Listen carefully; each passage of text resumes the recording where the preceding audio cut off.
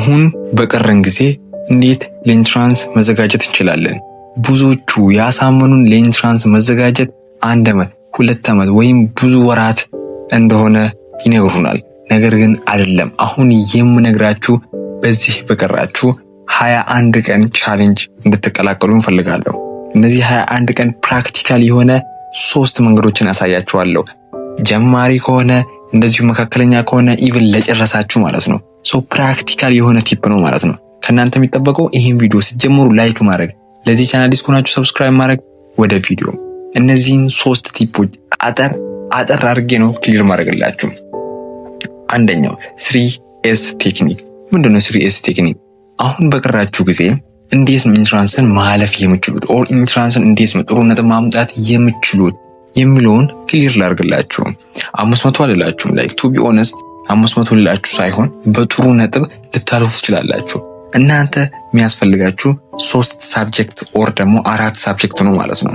ጀምራችሁ ሊሆን ይችላል፣ መካከለኛ ላይ ልትሆኑ ይችላላችሁ፣ ኦር የጨረሳችሁ እናንተ ይሄ ምድብ ውስጥ አትገቡም። ግን መካከለኛ ኦር ደግሞ ትንሽ ላጠናችሁ ምንድነው የምታደርጉት? 3 ሳብጀክት ታመጣላችሁ። ለነዚህ 3 ሳብጀክት ሩል ታወጣላችሁ።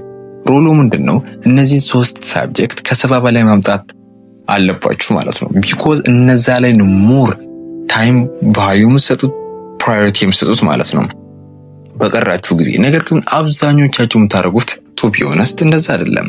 ባላንስ ነው የምታደርጉት። ዛሬ 2 ቀን ይሄን ታጠናላችሁ፣ ነገ እነዚህ ነው። እንደዚህ ባላችሁ ጊዜ ላይ ሁሉንም ባላንስ አድርጋችሁ አትችሉም። ስፔሻሊ መካከለኛ ላይ ያላችሁ ኦር ጀማሪ ብዙም ያልገፋችሁ ማለት ነው። ኦር ኢቭን ከዜሮ ጀምራችሁ እድል ልሞክር ለምትሉ ማለት ነው።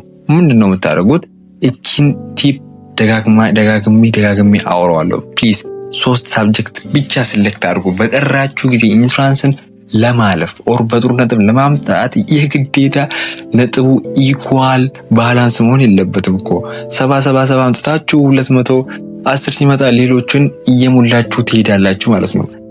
ስትደምሩት ይመጣል ይመጣል። እናንተ 3 ሳብጀክት ሰሌክት አድርጉ። ላልጀመራችሁ ኦር ትንሽ ለገፋችሁ፣ ለጨረሳችሁ ለእናንተ አይሆንም ማለት ነው። ሁለተኛ ምንድነው የምታደርጉት? 2018 ፕሪንሲፕል አፕላይ ታደርጋላችሁ።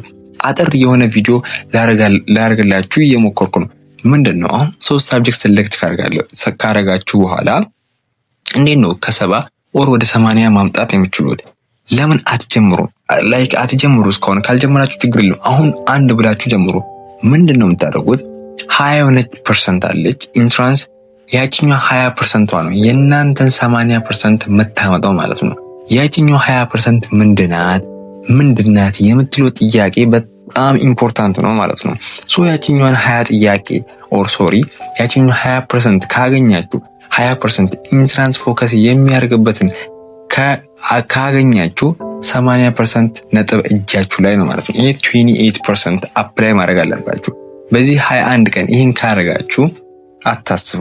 አይኖ ግራ ሊገባችሁ ይችላል። እንዴት ነው አሁን ኢንትራንስ 20%ን ላገኛት የምችለው ግን ሪዛልቴን ወደ 80 መቀየር የምችለው ካላችሁ ለናቹራል ለአምስቱ ሳብጀክት ባዮሎጂ፣ ኬሚስትሪ፣ ፊዚክስ እንደዚሁ ማትስ፣ ኬሚስትሪ ለነዚህ 5 ሳብጀክቶች ያቺኛው 20% ሪዛልታችሁ ወደ 80% መቀየር የምችለው ኢንትራንስ ፎከስ የሚያደርግበት ለነዚህ 5 ሳብጀክቶች ዳታ እንዳዘጋጅላችሁ ከፈለጋችሁ በዚህ ጋር በምታዩት ቴሌግራም ቻናል ጆይን በማድረግ በ2 ቀን ውስጥ ቴሌግራም ቻናላችን ወደ 500 እና ከዛ በላይ ከሆነ የአምስቱንም ሳብጀክት ለቅላችኋለሁ። ዳታውን ሰብ ቶፒኩ ላይ የቱ ላይ ነው ኢንትራንስ ፎከስ የሚያደርገው የሚለውን ዲፕሊ ሁሉንም በክሊር አድርጌ ማሳያችሁናል ማለት ነው። ከእናንተ የሚደረገው ቀላል ብቻ ከስር በምታዩ ቴሌግራም ቻናል ኦር ኮሜንት ስር ማስቀምጥላችኋለሁ። ገብታችሁ ጆይን ማድረግ ብቻ ከዛ እኔ እዛ ላይ ለቅላችኋለሁ ማለት ነው።